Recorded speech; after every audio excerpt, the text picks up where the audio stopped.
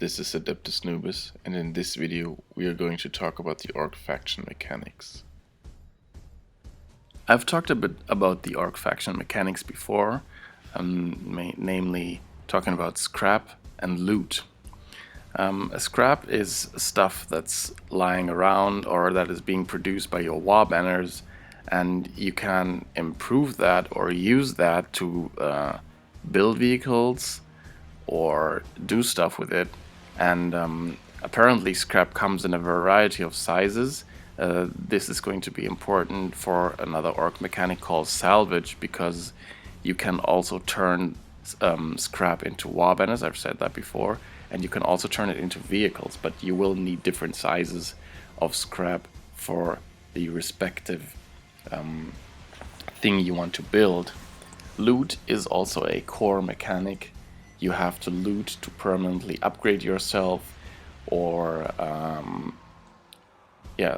it's simply the way orcs seem to be progressing through the tech tree.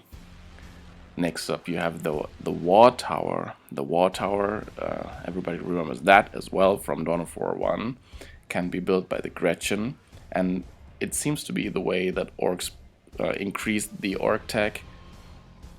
I have to admit I do not have as much detailed knowledge about the orc faction so far, because I have almost exclusively played my favorite race, the Eldar. But it's not very difficult to see how you have to use these abilities to actually improve or further self-propel yourself towards a state where your army cannot be beaten any longer. If you look at the war ability, for example, the war towers are very core to your army, because it has the war ability which hypes up nearby units before culminating in a huge war, increasing speed and attack damage of your units in a circle. It's actually pretty funny to witness this happening, because you can also hear that in the fog of war, which is a huge indicator that an orc army is upon you. Might also be used very strategically to just scare off potential enemy attacks, since they can hear the war going on, and you do not want to fight orcs that are using the war ability, because they have greatly increased speed and attack damage. And next, I'm going to show you the rocks. Rocks work differently in this game than in Dawn of War 2. Dawn of War 2 had a super ability, also called rocks, but you would point and then you would click, and it would call down asteroids or meteorites from the sky, hitting that area only. But in this game, in Dawn of War 3, rocks is actually being called down upon an area around a beacon that you can move freely. So the rocks can actually move as that beacon is moving. We're gonna see that in the video.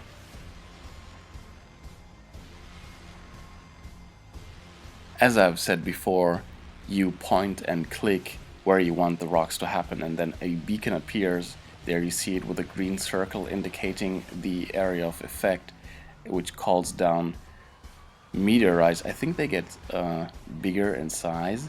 You can also see that the area of effect continuously gets bigger and bigger and bigger, and it actually lasts quite long. It lasts way longer than in Dawn of War 2, and the whole area is just getting pummeled. And you can see a whirlwind getting destroyed here, which was actually quite outside the area of effect, and then at the end the beacon also explodes.